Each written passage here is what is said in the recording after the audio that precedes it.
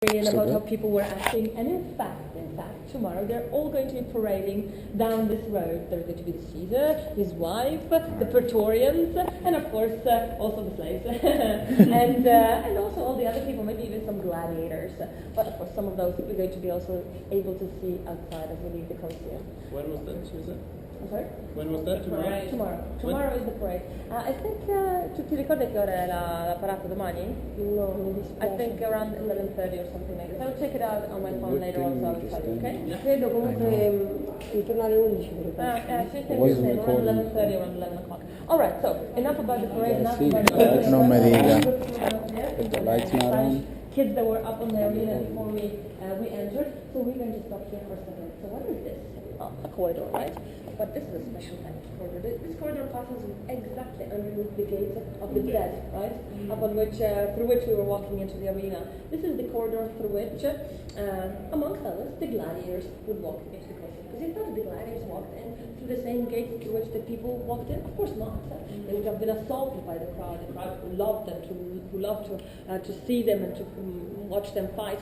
So no, they were entering through a special entrance here, through underground. In fact, this corridor, if we move down towards the end of it, right now it ends just in a while, and not very far, because it hasn't been excavated all the way to the end. Unfortunately, there's a road crossing there. There are a couple of houses, so you can't really jeopardize those buildings, right? In order to build, in order to dig further up. But if you would go to the end in the ancient times, you would reach the house of the gladiators. You would reach the place where they were living. The gladiators. No, it's just on the other side of the Colosseum. You can even see it because part of that building has been excavated.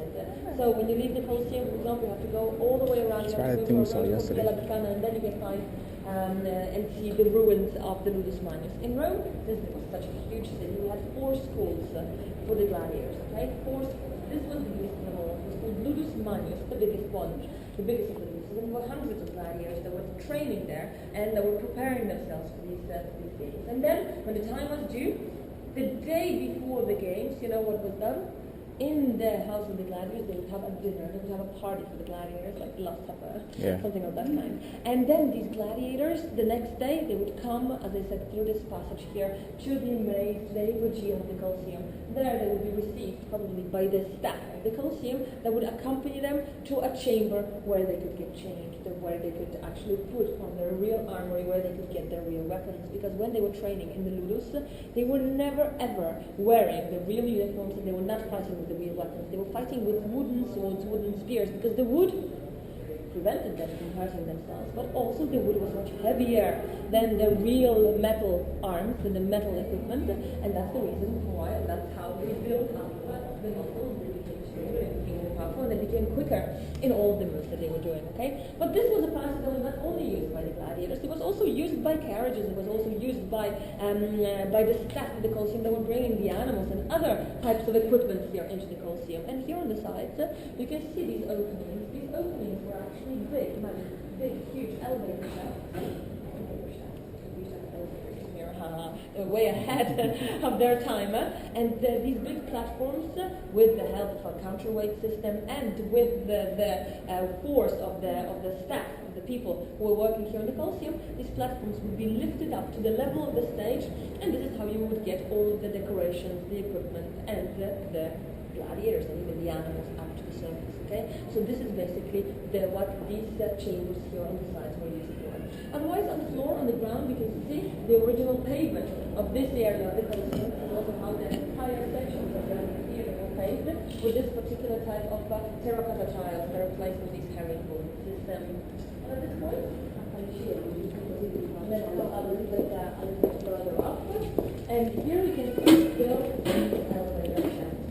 Plenty of them, okay? These were used in particularly for big equipment, big gear, and big animals.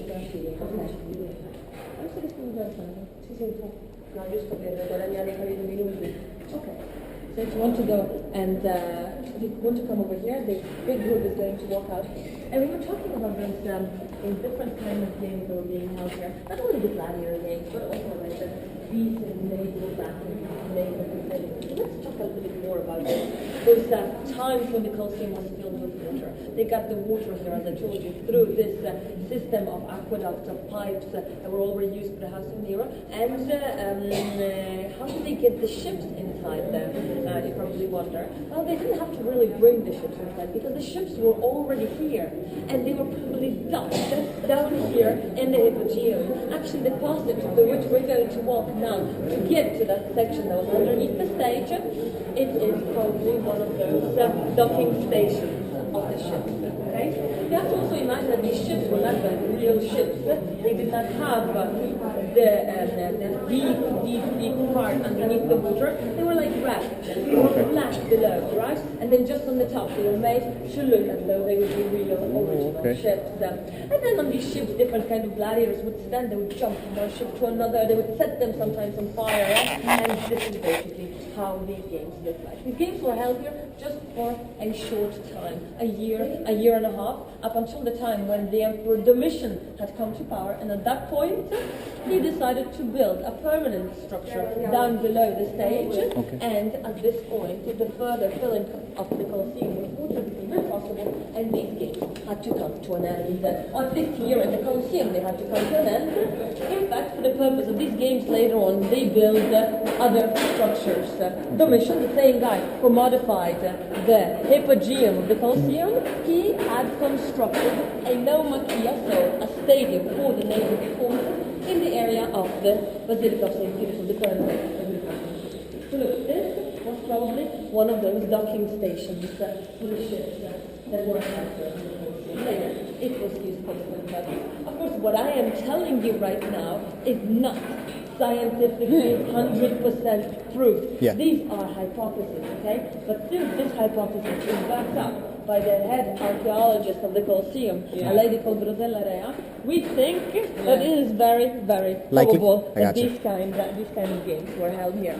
All right, so not only the water that was brought here through the pipes, but you can also see that here naturally the water comes out. And what is this? This is the part of a stream of water that actually passes along a road called Via San Giovanni, underneath that road, and it's called the Via Vaticano. And you can see that it sometimes comes out, and you can see the water over here. For example, if you go to the Church of San Clemente, you can still hear that water floating down there. So here you have seen the corridor through which the gladiators arrived, through which the equipment arrived, and if we come a little bit further up in this direction, you will be able to see how the Colosseum looks from down below. So now we're going to get a fantastic, a spectacular view of this area, but if you were here 2,000 years ago, well, you had to the fight to see situation it. was a little bit different. Imagine, today, this part is sealed, right? It's covered.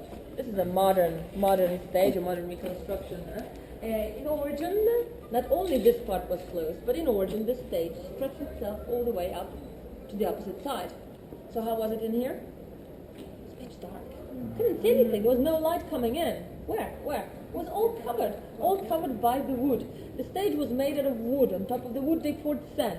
They poured sand on the wood because sand had the function of a sponge. It was sucking up all the blood that was spilled upon the sand, right? Upon the arena. And the Latin word for sand is arena. So the word sports arena originates from the fact that the Romans used to pour sand on. So imagine this covering all of this. And down here in the Hypogeum, there were actually two floors. So there would be a ceiling above our head, and then, only then, would be the stage, okay? So there were two different levels. So pitch dark. What other sensations did we have when we were down here? Of course, it was humid. You could see the temperature through.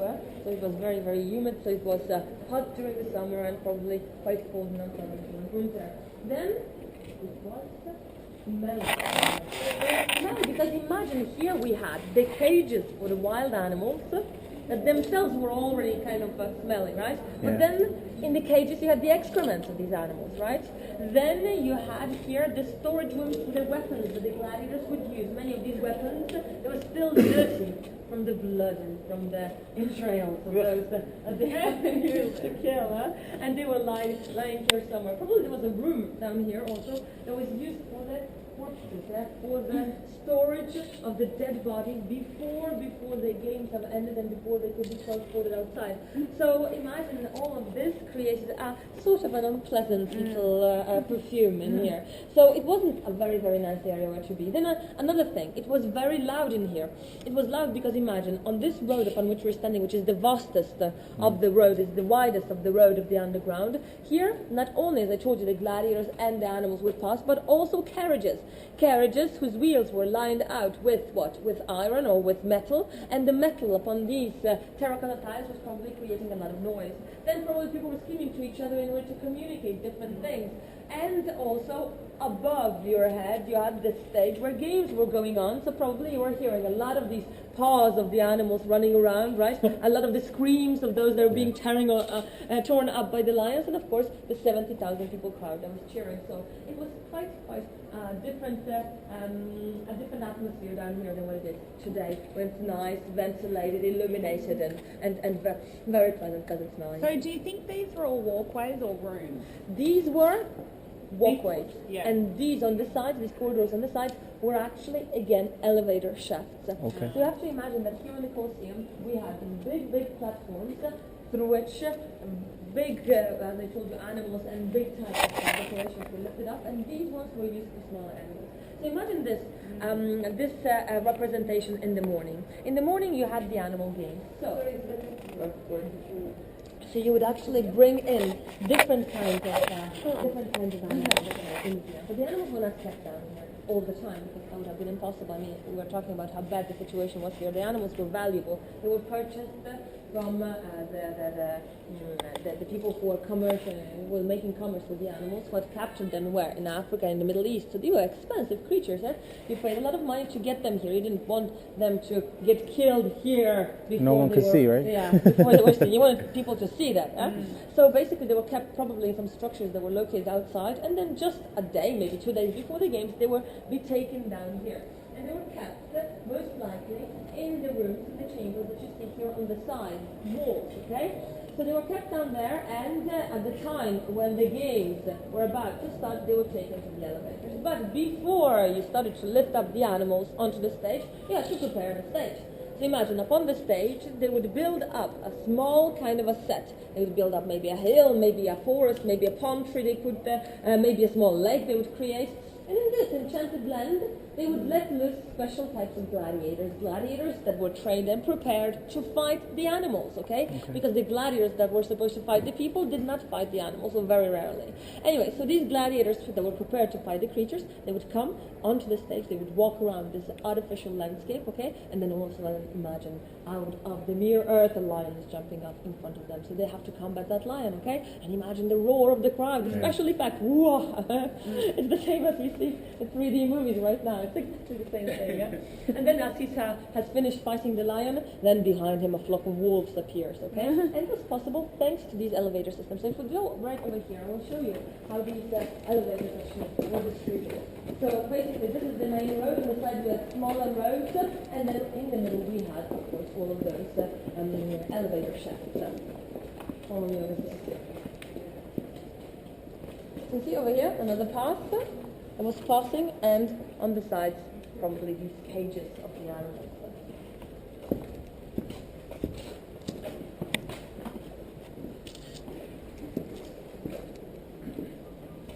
Is it a full-time job to be a gladiator? Yes.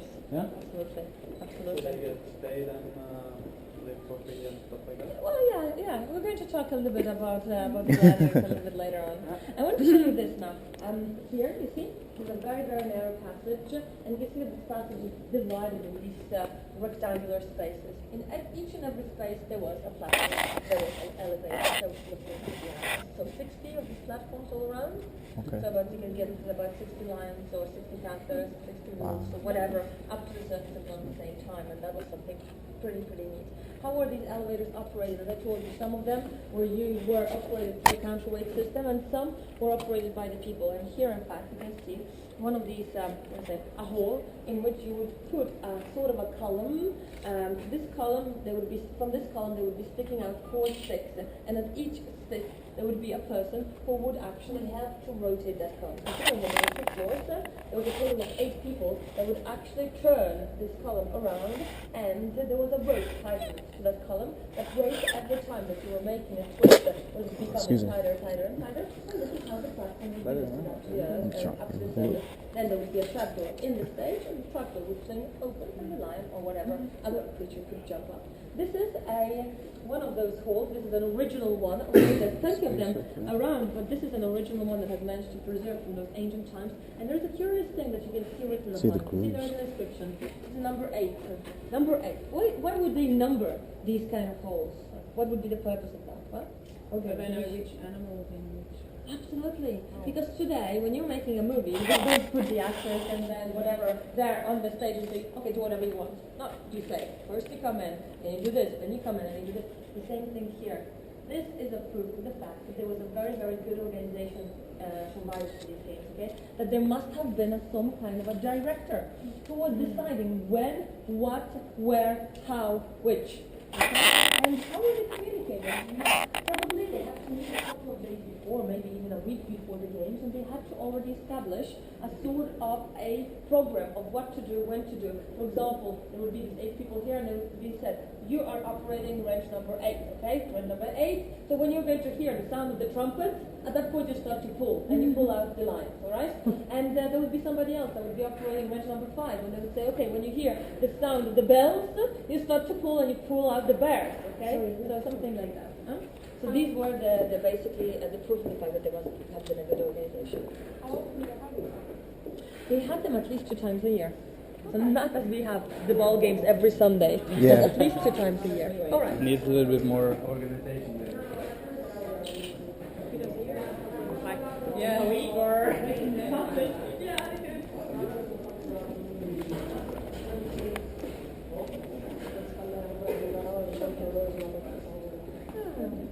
Okay, at this point, we are going to go up first to the first floor and then up to the top, to the 3rd tier, okay? And from there you're going to get a spectacular view. I mean, it's nice to be down here, it's nice to be able to experience that, but the view that you get from the top is really the best that there is in Rome, I think. The view of the Colosseum and as well as the view. So where are the costumes? Always want to know.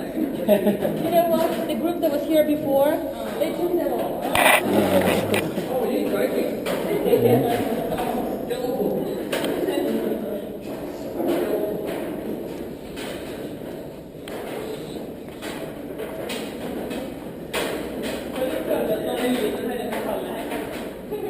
Huh?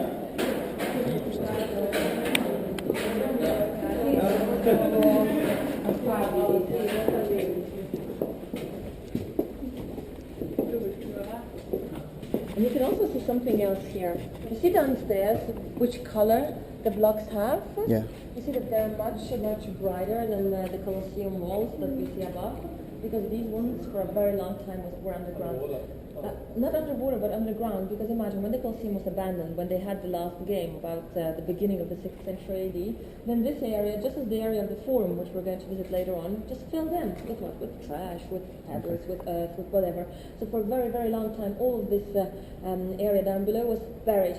So they were not disturbed by the pollution, by the different types of...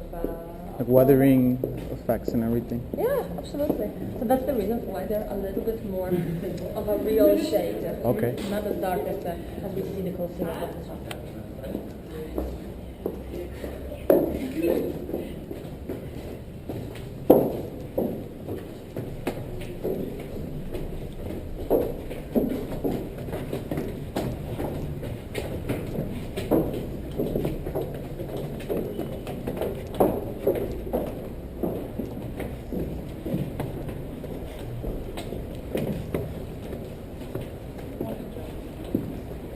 I didn't see that rock.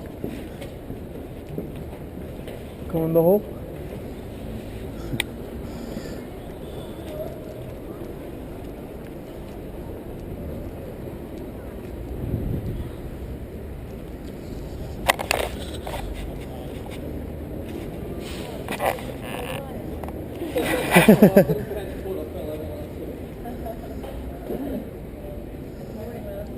But wasn't it recording earlier? Had to record a little bit. Fuck, man. And over here, you can see the original steps.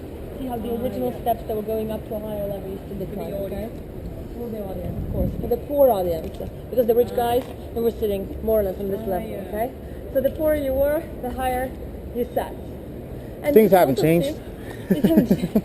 And over here you can also see how here we still have the Colosseum behind us, okay? The structure is behind us. But in front of us, the building is missing. How come?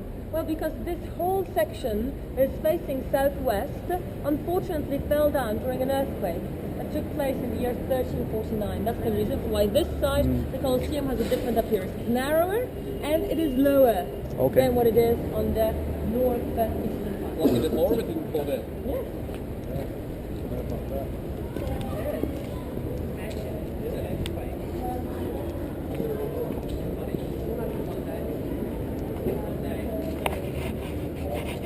And there's another thing I wanted to tell you is you see that the Colosseum, everywhere you look, has these big holes. Didn't you wonder? Yeah, I was wondering that yesterday. No, this, but I forgot.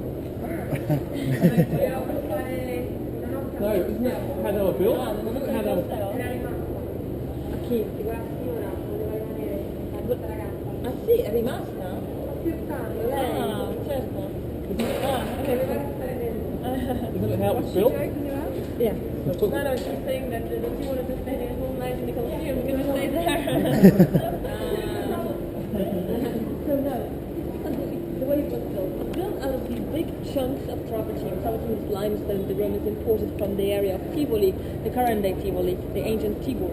And when they placed these blocks one on top of the other, they didn't place any mortar between. In fact, you can see that there is no cement, there is no mortar that's keeping them together. So how were they stacked together? Through I guess with iron sticks? rods. Okay. Iron rods. In medieval times, iron was a very valuable resource. And that's the reason for why people came here to the Colosseum and they chopped the rods from out in between the blocks. And that's how the holes were made. And you're wondering, didn't that jeopardize the stability of the building? But of course, that whole section fell down. Huh? Of course it did. So this is the reason why the Colosseum today looks like a Swiss cheese. Huh? So, would some of the iron be sticking out? Or No, so they knew where they were at and they just started chiseling? Yes, they just I got you. knew that they were here between the blocks. Okay. Because some of it maybe was visible on the surface, gotcha. and they tried to get it out, and then they dug a little bit deeper, Okay. deeper. They found it, and they took it out. And somebody said, "Oh, really? There's iron there. Okay." So they dug another hole. Oh, is there iron? Okay. So they dug another one, and all the Colosseum was completely made hollow because of the iron over there. Oh, by the way, one thing they wanted to tell you, one more thing. This is something that they don't write on the Walks of Italy form when you're doing this tour. They didn't tell you that in this tour you also get a free workout. You get the Stairmaster session. Yay! So this is the first part. This is where it gets over. Huh? This is the first floor, another floor, and then we have another floor again. Because not the original stairs, not the original surface. So this is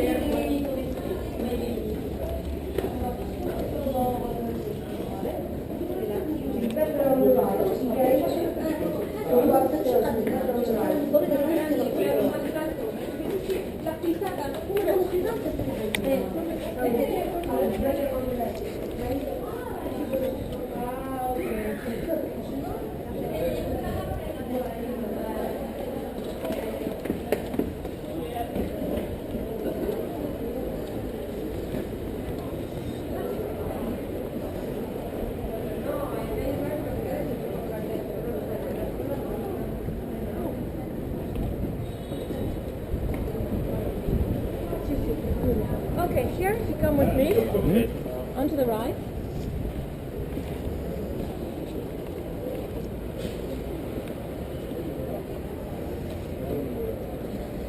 Okay, too many people. Over here, you can see down the area down below, right, where we were at. We were standing on the lowest level, and you can see at the times where, at this point where we have those white things sticking out of the walls, there was the floor of the underground. Okay. The first floor of the underground, and then above here was the stage. And here you can see how the best seats in the house were distributed. If we come to this side then, over there you can see a pale yellow building that is a hotel called the Gladiator Hotel. Haha, good name for it, huh? And down below is where we have the Ludus Magnus, where we have that school for the gladiators. Okay. So from here you get to see a little bit of that school, okay? Imagine it was a rectangular building, so in the middle they had an oval stage, an oval arena, where the gladiators were performing and training and preparing themselves athletically for these games.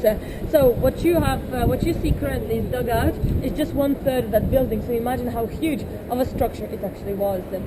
If you come over here to this side then, you can see the remains of some of the animals that were found in the maze of the Colosseum. So in the hippogriff of the Colosseum. These are the bones of for example, here I guess it's an ostrich bone, and here you can see the jaw of a wild boar, you can see the head of a horse, and there the skull of a wild bear, okay? So these are some of the animals that you could see perform fight on the stage. Well, on this side you can see a model of how the elevators were functioning. Remember what I told you? Did you remember the hall that we saw downstairs in the Hippogrium? Yeah. Okay, this is how the hall was filled with one of those columns. Low, the first floor and the bottom floor, 4 sticks, 4 men, so a total of 8 men pulling around, pulling up the cage. The stage would have these trap doors; they would open up, and the animals would jump out as well. These were probably maybe they were slaves, but maybe not.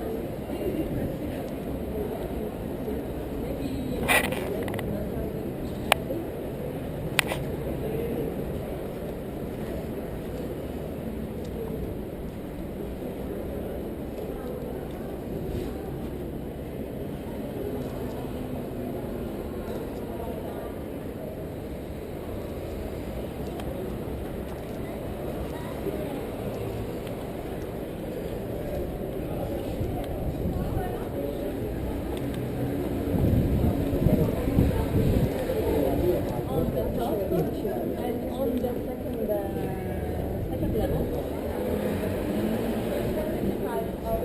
situation that would go on in the Colosseum. Abbiamo fatto il video che diversamente devi un attimo imporre. Nel senso.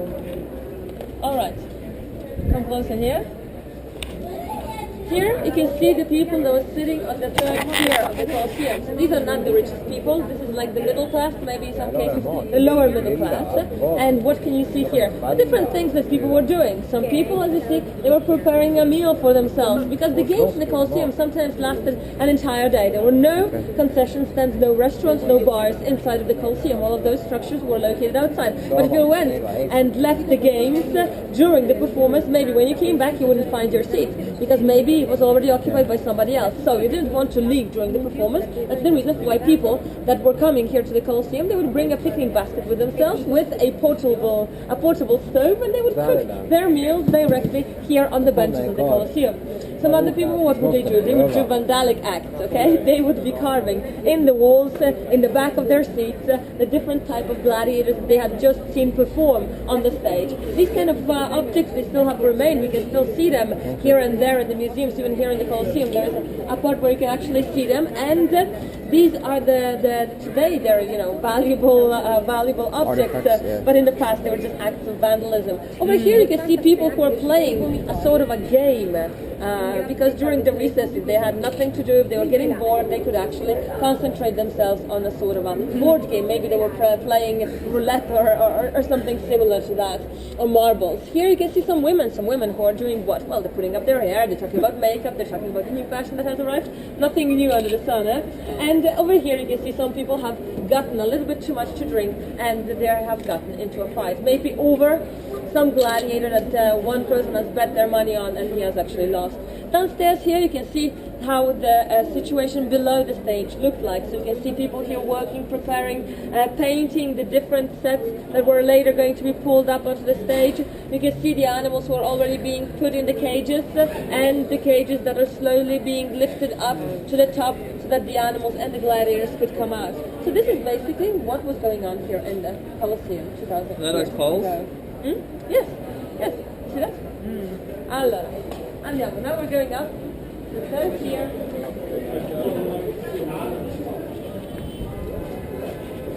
good thing about this tour is that you get to this point where there are no cameras. So you get to take the most fantastic pictures. You're then pushed around by those thousands and thousands of people that are coming in. You know that the Colosseum is one of the most visited, if not the most visited monument of all of Italy. We're talking about 15,000 people a day. A day? Wow. 15,000 people a day in here. That's crazy, isn't it? Last year, I remember, at the height of the season, we had 25,000 people in here. How many does it? Huh? How many? 15,000? 25,000. It was the peak, was the top. The highest? Yeah. Normally it's around 15,000 a day that comes through this building. It's crazy, yeah? So it's bringing quite a lot of money to the Italian government. Unfortunately, that money goes, I don't know where. Yeah, no one knows. Years. Magical trick. In fact, there was when you walk around the Colosseum, when you watch when you look at the Colosseum, you see that one part of the building is kind of clean and another one is dirty because they were not trying to clean the Colosseum, but the money that they obtained from the European Union was not enough. Okay. So they stop. were now trying to find different funds for the cleaning of the Colosseum. It would cost about, they calculate about 25 million euros to clean the Colosseum. So nobody can really finance that because the Italian government, well, they know we're going through a crisis. The city of Rome has a big hole in the budget.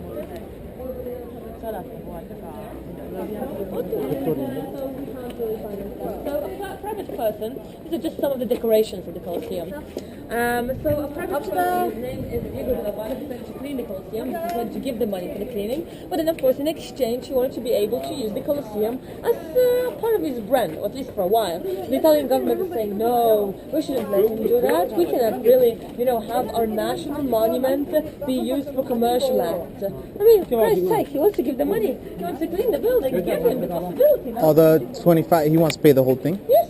Wow. So it's not like he's going to have a party in here or anything. Or even if you wanted. Hey. Have the party, clean the thing. But they do have parties in here actually. They have concerts. Oh, really? Once a year at least. So where would they have it at? At the arena.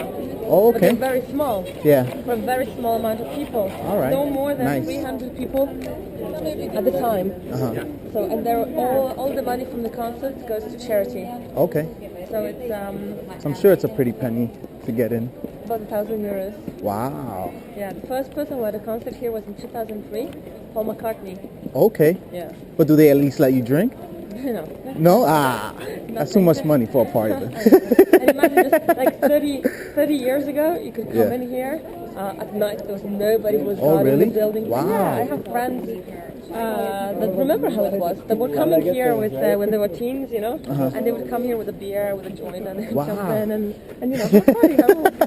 And they thought, oh, we're Nice. alone. And then they saw a lighter going up there or there. Okay. And they realized there was like a lot of people in here. All When I right. was at university about like 10 years ago, there was a friend of mine who was saying, oh, you want to go up to the Palatine at night? And I said, why? We cannot go up there. He's like, yeah, sure, I can show you the way. So still 15 years ago, we could go Oh, up. still? Yeah. Nice. Okay, this is it.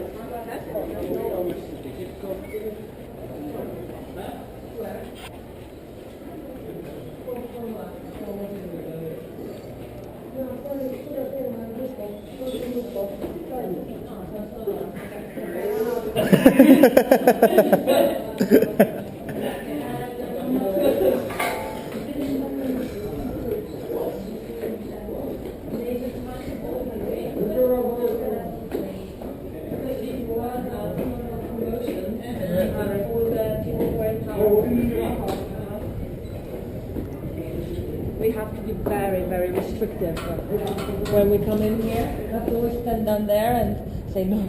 Yeah, I gotcha. So good, yeah. Yeah. Everybody wants to come in and you say, no, no, no, you know. You yes, you know.